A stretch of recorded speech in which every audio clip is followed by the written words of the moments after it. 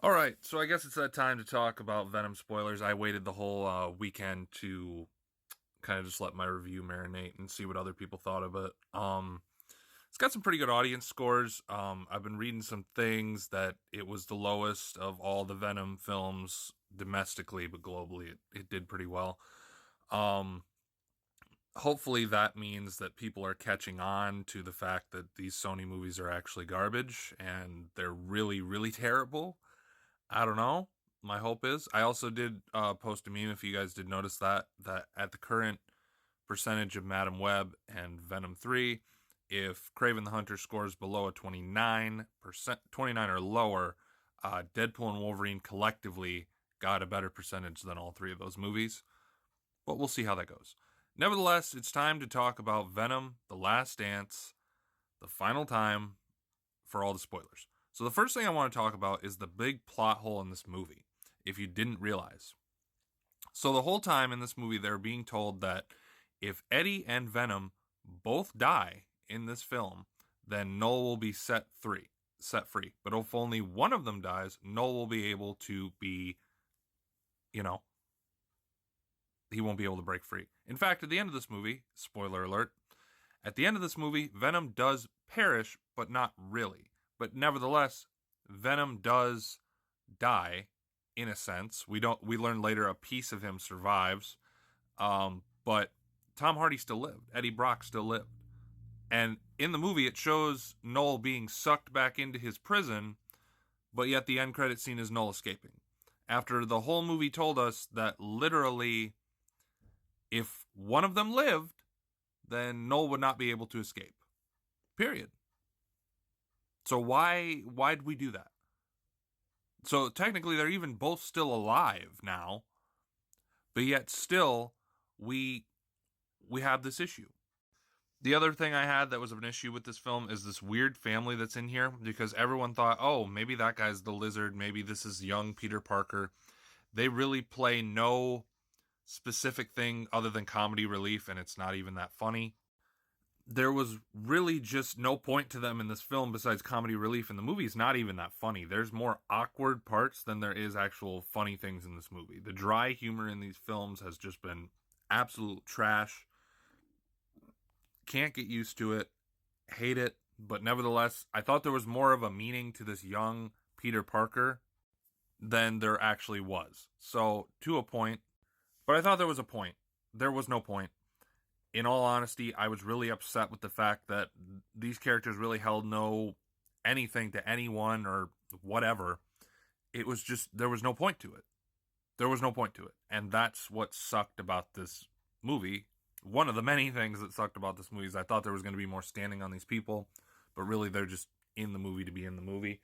Um, I thought Juno Temple was going to have a cooler character. We don't get to see her to the end. She plays Agony, who for some reason has super speed because she got struck by lightning as a kid. So how does that make fucking sense? I don't fucking know. Agony is more of like a screaming symbiote, if I remember correctly.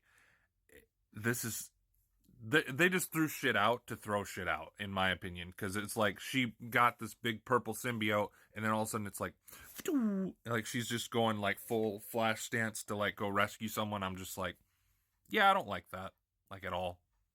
Also, if you're excited to see Toxin, just so you know, they wasted him. Yes, they indeed did waste Toxin in this movie. He is not in the movie. He's not in the movie. Many people were like, oh, he's right there. He's just the wrong color. No, that's actually Lasher. They mentioned in the film that the symbiote that took over the detective had literally left him and he almost died. So they had to put another symbiote in him, which was Lasher, and then he just died. Originally, when I was watching this film, I thought they just killed Toxin off like that, but nevertheless, they did not. Um, Detective Mulligan literally just died for no reason, and also we didn't even get to see Toxin. They didn't use him. It seems like any time that I'm really excited to see a character in a Sony movie like Toxin, Peter Parker, anyone resembling like a Spider-Man, period, they just seem to remove him for no reason. It's like they're scared to use Spider-Man in their Spider-Man universe. And I just don't get it. Also, the Area 51 generic plot, I really hated that. It's like, we are destroying Area 51, but really, we're building a new one down below to study these squishy little monsters. There's also like a thing with like a government character. They don't really explain who he is or anything, but I don't know. I'm curious to see what happens there. I don't really know, but like, I don't know where we're going anymore, to be honest. With Kraven the Hunter coming out, there's no future Sony movies that have been announced. I think Sony's just kind of going, okay, well, we did what we could, and now they think they're going to start over. Except they are saying that Null's going to be in, like, is the big baddie of what they're leading up to, and I'm just kind of like, what is it? Because I don't know what you're doing, period. I think it's going to kind of leak a little bit into Secret Wars, maybe Avengers Doomsday, but I don't want to speculate that because I'm truly just, I'm on edge with Sony. They haven't made one good movie. And in standing right now, Venom was okay, and I was like, all right, shit will get better. When I watched Venom, I felt like I was watching the first Suicide Squad movie, and I was like, okay, that wasn't great, but it'll get better, and it intentionally gets worse. And I just don't know what's going to happen, to be honest with you. It's a clusterfuck. I really think it's a giant fucking clusterfuck. And it's just crazy. The dance scene in here pissed me off. You see that in the trailer. They literally just dance and then get revealed because every time Venom is in his full form, he gets revealed to these creatures. And pretty much the government, because the government's the one that found him. But at the end of the day, what was the point of that besides just to be goofy? Because I swear to God, Sony's just going, okay, we can do what we want now. And then I wanted to look up who directed this, and I actually found out who directed it. It was the woman who wrote 50 Shades of Grey. Marvel goes out and finds the best writers and the best directors to go and do their movies, and you went out and found that person to do this. Apparently, they have also written Venom and Venom 2, and that explains a lot to me now, because they gave zero effort into finding a good writing team for this, and it's just crazy. To cap off, we'll talk about the end credit scenes. Of course, we will see Null breaking out of his prison, even though they were told, as you know, as if one of them survived, he wouldn't be able to. And we saw him very clearly getting into his prison, and then the end credits shows him getting out of his prison, which makes me feel like this movie was jumbled up like Madam Web and just rewritten to shit and thrown around. I don't know. But we do see Null. Null does look cool. I think Andy Serkis is going to be amazing as Null. That's pretty much the only thing I'm looking forward to in the Sony Spider-Man universe, is that. Everything else, kind of trash. And the last end credit scene was a little bit of Venom getting on a cockroach, and hopefully he will eventually be finding Eddie Brock again.